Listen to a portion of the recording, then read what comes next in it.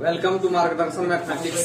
मैं अशोक कुमार आज आप लोग का 3D का नेक्स्ट टॉपिक लेकर आया हूं, जो है ना, जिस टॉपिक का नाम है प्लेन। ठीक है, तो आज हम पढ़ेंगे equation of plane. Equation of plane के बारे में आज जो है ना पढ़ने वाला हूं। तो चलिए आइए जो है ना जानते हैं कि इक्वेशन ऑफ प्लेन क्या होती है। तो लिख लीजिए, यहाँ पे हेडिंग लिख लीजिए, हेडिंग लिखिए प्लेन। इसमें लिखना है equation of plane passing through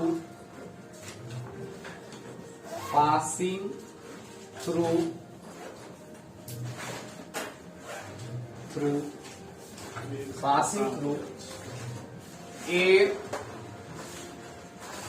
ठीक है, x1 a vector, x1 y1 z1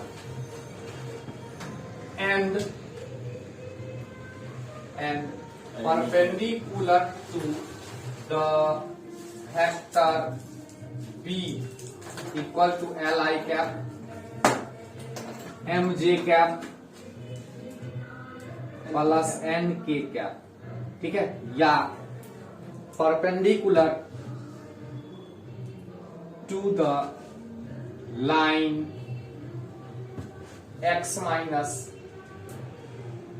alpha l equal to y minus beta by m equal to z minus gamma by n। ठीक है, x माइनस अल्फा। अब यहाँ पे क्वेश्चन पहले समझ लीजिए इस टॉपिक को। यहाँ पे कहती है इक्वेशन ऑफ प्लेन चाहिए। क्या चाहिए? Equation of plane. प्लेन की इक्वेशन चाहिए। तो प्लेन की इक्वेशन कब चाहिए? जब ये पास कर रही है, ठीक है, ए पॉइंट x1, y1, z1, और यदि इस ए पॉइंट का हम पोजीशन वेक्टर ले तो ये बनेगा स्मॉल ए वेक्टर। क्या बनेगा? स्मॉल ए वेक्टर या ए वेक्टर इसको कह सकते हैं, इसकी पोजीशन वेक्टर। उसके बाद कहता है कि जो है ना ये प्लेन जो है परपेंडिकुलर है बी वेक्टर के, जो l i cap, m j cap और एन के कैप है, ठीक है, या एक लाइन के परपेंडिकुलर है, जो लाइन का इक्वेशन गिवन है x minus alpha by l, y minus beta by m, z minus gamma by n. इसका मतलब एक साथ हम दो क्वेश्चन को जो है ना, दो टाइप को हम कवर कर रहे हैं, एक लाइन को भी और एक वेक्टर को भी। या तो क्या हो, वेक्टर के परपेंडिकुलर हो या लाइन के परपेंडिकुलर हो, दोनों को सॉल्व करने का जो प्रोसेस होगा वो क्या होगा? हमेशा सेम होगा। दोनों को सॉल्व करने का जो प्रोसेस होगा हमेशा क्या होगा? सेम होगा। जो लाइन के लिए होगा वही क्या होगा? वेक्टर के लिए। तो आइए जानते हैं कि जो है ना, मान लीजिए यहाँ पे सपोज कर लेते हैं कि एक प्लेन है। ये क्या है? ये प्लेन है।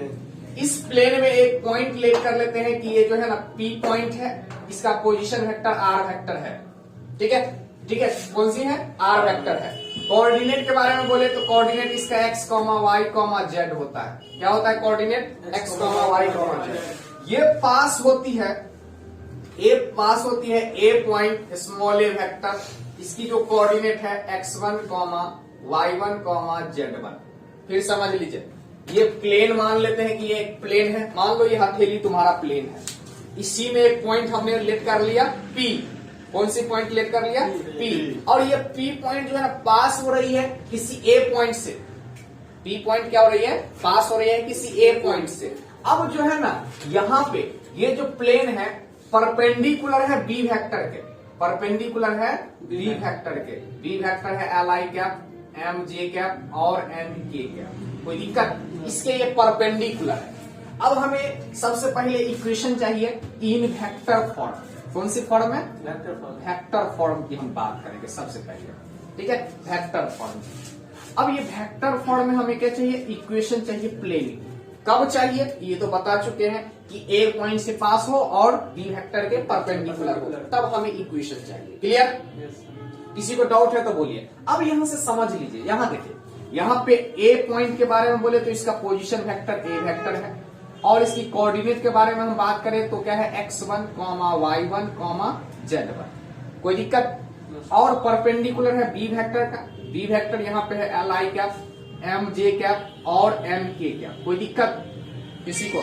अब यहां से क्वेश्चन में गिवन क्या है कि b vector is perpendicular to the plane.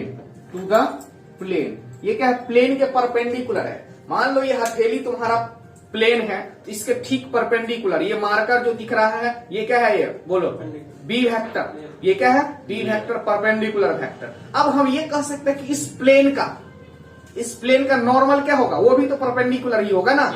Normal क्या होगा? परपेंडिकुलर। इसका मतलब ये जो बी वेक्टर है कहीं ना कहीं क्या किसका काम कर रहा है? नॉर्मल वेक्टर का। किसका काम कर रहा है? नॉर्मल वेक्टर का। यही चीज यहां जानना जरूरी है। दैट इज, ये हम कह सकते हैं कि b vector is normal vector to the plane. Plane के क्या काम करेगा? नॉर्मल का काम करेगा। किसका काम करेगा? नॉर्मल का। तो यहां से हम ये कह सकते हैं कि एन वेक्टर का जो वैल्यू है ये हो जाएगा बी वेक्टर के इक्वल। एन वेक्टर की वैल्यू क्या हो जाएगी? बी वेक्टर के इक्वल। अब यहां से हम कह सकते हैं कि ये जो एपी वेक्टर है, ठीक है, AP vector perpendicular to b vector. कोई दिक्कत किसी को? एपी वेक्टर जो है परपेंडिकुलर होगी क्योंकि प्लेन के ये क्या है? B vector perpendicular. ठीक है, इसका मतलब नॉर्मल वेक्टर हो जाएगी बी वेक्टर। अब ये जो एपी वेक्टर है यहां से हम लिख सकते हैं कि ये जो एपी वेक्टर है हमेशा क्या होगा? परपेंडिकुलर होगी क्योंकि ये प्लेन में पॉइंट है दोनों, और ये क्या है? इसके ठीक नॉर्मल है, परपेंडिकुलर है, तो हमेशा क्या होगा? परपेंडिकुलर। अब हम एक केस बताए थे जब वेक्टर फॉर्म पढ़ा रहे थे उस समय कि जब क्या होता है? दो वेक्टर परपेंडिकुलर होती है तो उसका डॉट प्रोडक्ट जीरो होता है। उसका डॉट प्रोडक्ट क्या होता है? जीरो। तो यहां से इसका dot product AP vector dot b vector equal to क्या होगा? जीरो। या इसी को हम एन वेक्टर भी कह सकते हैं। क्या कह सकते हैं? N vector perpendicular to b vector या एन वेक्टर। ठीक है, एन वेक्टर ही लिखो। ठीक है, AP vector is perpendicular to n vector, normal vector. Clear? B vector भी लिख सकते हैं क्योंकि क्या है? N vector equal to b vector. और हम क्या कर सकते हैं? एन वेक्टर भी लिख सकते हैं। तो AP vector dot n vector equal to zero. क्यों जीरो? क्योंकि दोनों आपस में परपेंडिकुलर है। क्लियर? अब यहां से इसको ब्रेक कर दो। ब्रेक करेंगे तो क्या हो जाएगा? OP vector minus O A vector dot n vector equal to zero. कोई दिक्कत?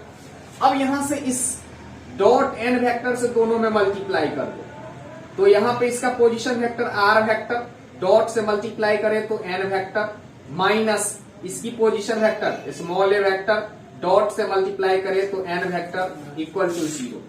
अब इसको हम लिख सकते हैं r vector dot n vector equal to a vector dot n vector. बोलो, लिख सकते हैं क्या? यही होता है इक्वेशन ऑफ प्लेन। यही क्या होता है? Equation of plane in vector form. कौन से form? Vector form. Vector form में इक्वेशन ऑफ प्लेन। कौन से फॉर्म में? वेक्टर फॉर्म में। अब ये तो हमें पता चल गया कि वेक्टर फॉर्म में ये होती है इक्वेशन ऑफ प्लेन। अब हम बात करेंगे कार्टिजन फॉर्म की। कौन सी फॉर्म की? कार्टिजन फॉर्म की। ठीक है, किस फॉर्म की बात करेंगे अब हम? कार्टिजन फॉर्म की। आइए तो जानते हैं कार्टिजन इन कार्टिजन फॉर्म। कार्टिजन फॉर्म, तो कार्टिजन फॉर्म में क्या है? लाइन की जो इक्वेशन है ये गिवन है x minus alpha by l, y minus beta by m और z minus gamma by m. ये गिवन है लाइन की इक्वेशन। इतना गिवन है। अब यहां से समझ लो जनरल इक्वेशन ऑफ प्लेन पढ़ाए थे। क्या होता है जनरल इक्वेशन ऑफ प्लेन? क्या होता है? बोलिए, कल ही पढ़ाया है, कल के लेक्चर में पढ़ाए हैं। ये क्या होता है? A x plus b y plus c z plus d equal to zero. नहीं होता है क्या? कल तो बताया था कल के लेक्चर में कि ये जनरल इक्वेशन ऑफ प्लेन होती है। इसी को कार्टिजन इक्वेशन ऑफ प्लेन भी कहते हैं। कार्टिजन इक्वेशन ऑफ प्लेन या जनरल इक्वेशन ऑफ प्लेन। अब ये जो प्लेन है ना ये पास हो रही है। पास किससे हो रही है? x1, y1, z1 से हो रही है ना पास।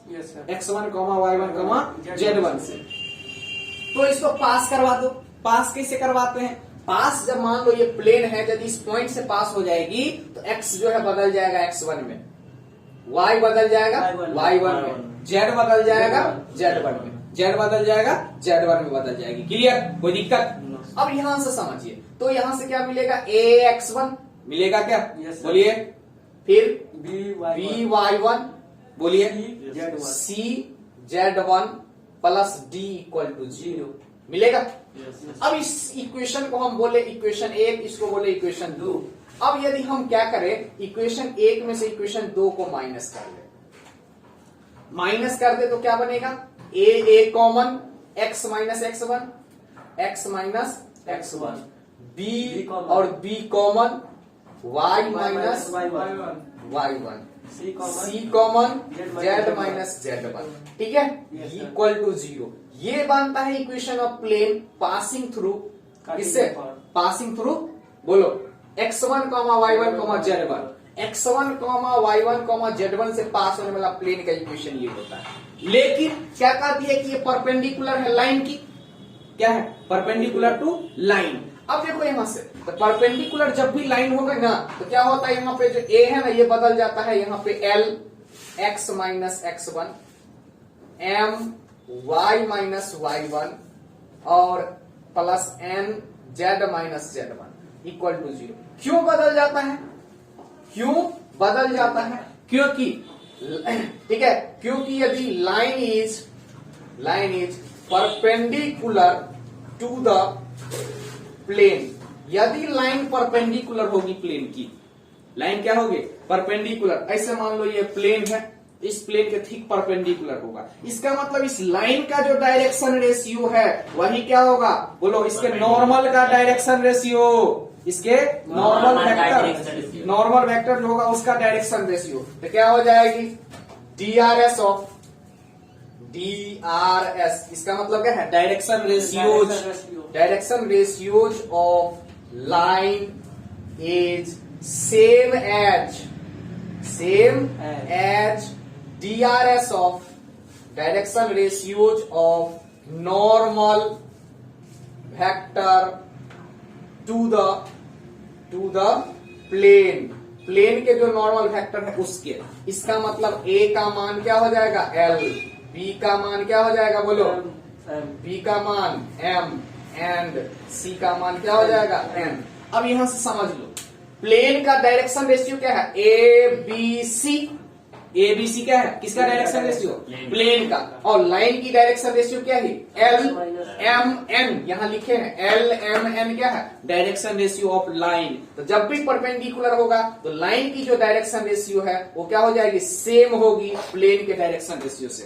क्या होती है, सेम होती है प्लेन के डायरेक्शन रेशियो से। लाइन की जो डायरेक्शन रेशियो है वो सेम एज, ठीक है, प्लेन की नॉर्मल जो होती है उसकी डायरेक्शन रेशियो, प्लेन की नॉर्मल की डायरेक्शन रेशियो की क्या होती है, सेम होती है। क्लियर, इसका मतलब a का वैल्यू क्या हो जाएगा, l, b का वैल्यू m, c का वैल्यू क्या हो जाएगी, n। बस इसमें क्या करना है, देखो पहले पास करवा लेंगे एक पॉइंट से, उसके बाद हम डायरेक्शन रेशियो को रिप्लेस कर देंगे लाइन के डायरेक्शन रेशियो से। क्लियर, इतना क्लियर है, क्लियर है तो लिख लो, फिर हम क्वेश्चन करते हैं इसके बाद, लिख लो। हो गया बच्चों, नोट कर लिए, तो चलिए आइए जो है ना, अब क्वेश्चन के बारे में डिस्कस करते हैं। इसी पर बेस्ड यदि हम क्वेश्चन पूछा जाए तो क्वेश्चन क्या पूछा जाएगा, जैसे देखिए क्वेश्चन है equation of plane passing through a point 1, 2, 3, या इसी का position vector small a vector होगी, and perpendicular to the vector 3i cap minus 4j cap plus 5k cap, या perpendicular to the line x minus 2/3 बराबर y minus 4/-4 z plus 2/5। ठीक है, question क्या होगा, प्लेन की इक्वेशन लिखनी होगी। ठीक है, प्लेन की इक्वेशन पूछ लिया जाए आपसे और ये बोले कि एक पॉइंट से पास हो रही है और एक वेक्टर की क्या है, परपेंडिकुलर है, वेक्टर की क्या है, परपेंडिकुलर है, या पूछ ले क्या है, लाइन की परपेंडिकुलर है, या तो लाइन के परपेंडिकुलर पूछ ले या वेक्टर के परपेंडिकुलर। आओ क्वेश्चन जो है ना, आओ इधर देखो बोर्ड पे। अब यहाँ से हमें क्या पता चलता है, यहाँ लिखना चाहे तो स्मॉल ए वेक्टर का वैल्यू क्या हो जाएगा, बोलो ए पॉइंट का पोजीशन वेक्टर है ये, इसका यदि पोजीशन वेक्टर चेंज करेंगे तो क्या होगा, i cap 2j cap plus 3k cap, ये बनेगा, बोलो हाँ या ना, बनेगा नहीं है। अब इसके बाद यदि परपेंडिकुलर वेक्टर मतलब बी वेक्टर क्या है, बोलो 3i cap minus 4j cap 5k cap, कोई दिक्कत। अब वेक्टर इक्वेशन ऑफ प्लेन क्या होता है, वेक्टर, ठीक है, इक्वेशन ऑफ प्लेन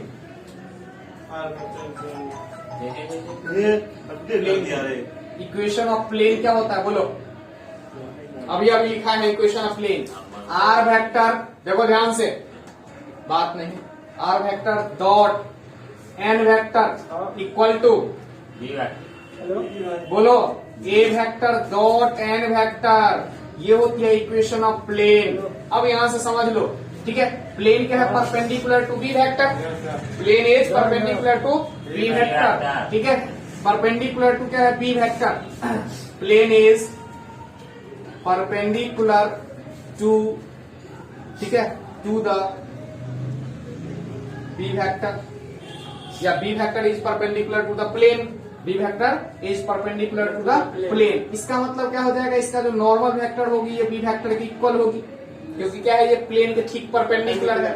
इसका मतलब बी वेक्टर ये हो जाएगी। अब यहां से यदि हम लिखे तो क्या हो जाएगा? प्लेन का equation r vector dot b vector equal to, बोलो, a vector dot b vector, ये होगा। अब यहां से बी वेक्टर का वैल्यू रख लो, तो बी वेक्टर का वैल्यू क्या होगा? आर वेक्टर डॉट, बोलो, 3i cap minus 4j cap plus 5k cap, ये बनेगा इक्वल टू ए वेक्टर के value i cap 2j cap 3k cap dot 3i cap 4j cap 5k cap. बताओ अब यहां से क्या बनेगा equation of plane? Are vector dot 3i cap minus 4j cap plus 5k cap. कोई दिक्कत यहां तक? बोलो, डॉट प्रोडक्ट। अब जब दो वेक्टर को डॉट प्रोडक्ट करते हैं तो क्या करते हैं? आई कैप का जो कोफिशिएंट है उसे गुना कर देते हैं आई कैप के कोफिशिएंट से, जे कैप का कोफिशिएंट को जे कैप के कोफिशिएंट से, के कैप के कोफिशिएंट को के कैप के कोफिशिएंट, और सबको क्या कर लेते हैं? ऐड कर लेते हैं। आओ लिखवाओ, क्या करें? आई का कोफिशिएंट 8, जे का कोफिशिएंट बोलो 3, प्लस जे का क्या होगा? जे का कोफिशिएंट 2, और यहाँ पे जे का कोफिशिएंट -4, प्लस के का कोफिशिएंट 3 इंटू यहाँ पे के का कोफिशिएंट 5। अब यदि इसको लिखे तो ये हो जाएगा r vector dot 3i cap minus 4j cap 5k cap, ठीक है, इक्वल टू कितना? 3 माइनस 8 15 और 3 18, क्या बनेगा ये? R vector dot 3i cap minus 4j cap 5k cap equal to कितना? 10 बनेगा। ये हो जाएगा equation of plane, vector equation of plane. कौन सी equation? Vector equation of plane, vector equation of plane, vector equation of plane, vector equation of plane. तो ये बनेगा आपका वेक्टर इक्वेशन ऑफ प्लेन। अब हम यदि कार्टेशियन फॉर्म की बात करें, किस फॉर्म की बात करें? कार्टेशियन फॉर्म की बात करें, ठीक है। तो कार्टेशियन फॉर्म इसकी क्या बनेगा? Cartesian form. तो कार्टेशियन फॉर्म क्या बनने वाला है यहां समझ लीजिए। कार्टेशियन फॉर्म क्या बोले हैं कि यदि हम सबसे पहले जिससे पास होती है वो वेक्टर क्या है? बोलो, ये वेक्टर क्या है? ए है, 1, 2, 3, जिससे प्लेन पास होती है। तो प्लेन पास होने वाला इक्वेशन क्या होता है? इक्वेशन ऑफ प्लेन बी क्या होती है? बोलो, x माइनस x1 का value 1 plus y minus y1 की value 2 plus z minus z1 की वैल्यू 3, ठीक है। ये जो पॉइंट होती है ये होती है x1, ये होती है y1, और ये क्या होती है? z1। तो अब इससे पहले हमने क्या बताया था कि यदि प्लेन पास होती है जिस पॉइंट से, वो लिख लेंगे तो क्या होगा? a x minus x1, b y minus y1, c z minus z1 equal to 0, equal to क्या होगी? 0। अब ये जो प्लेन है ये परपेंडिकुलर टू द लाइन, ठीक है। क्या है लाइन? बोलो, x माइनस 2/3 बराबर y माइनस 4/-4 z प्लस 2/5, ये परपेंडिकुलर है। इससे पहले क्या बताया है कि यदि लाइन परपेंडिकुलर हो प्लेन का, लाइन क्या हो? परपेंडिकुलर प्लेन का, तो क्या होता है? Direction ratio of plane, direction ratio of plane क्या होती है? सेम होती है। क्या होती है? सेम होती है। डायरेक्शन रेशियो ऑफ, बोलो, लाइन की, डायरेक्शन रेशियो ऑफ लाइन की। यहां से क्या हो जाएगा? a equal to 3, b equal to -4 और c इक्वल टू 5। अब इसका वैल्यू इसमें रिप्लेस कर दो, आंसर मिल जाएगा। क्या मिलेगा? 3 इंटू x माइनस 1, बोलो इधर, प्लस कितना? -4 इंटू y माइनस 2, ठीक है, plus 5 into z minus 3 equal to 0। इसको और सॉल्व करना चाहे तो कर सकते हैं 3x, ठीक है, -3 माइनस 4y, ठीक है, माइनस माइनस प्लस 8, ठीक है, कोई प्लस 5z, बोलिए -15 इक्वल टू 0। अब इसको और सॉल्व करें तो ये बनेगा 3x minus 4y plus 5z, ठीक है, -10 इक्वल टू 0। ये बन जाएगा इक्वेशन ऑफ प्लेन। ये क्या बन जाएगा आपका equation of plane in Cartesian form. कौन सी फॉर्म? कार्टेशियन फॉर्म में जो है ना प्लेन का इक्वेशन। जब क्या हो, ए पॉइंट से पास करे और क्या करे, एक लाइन की परपेंडिकुलर हो, एक लाइन की क्या हो, परपेंडिकुलर हो, तब ये बनेगा इक्वेशन ऑफ प्लेन। लिख लीजिए, इसको नोट कर लीजिए, नोट डाउन, नोट कर लीजिए।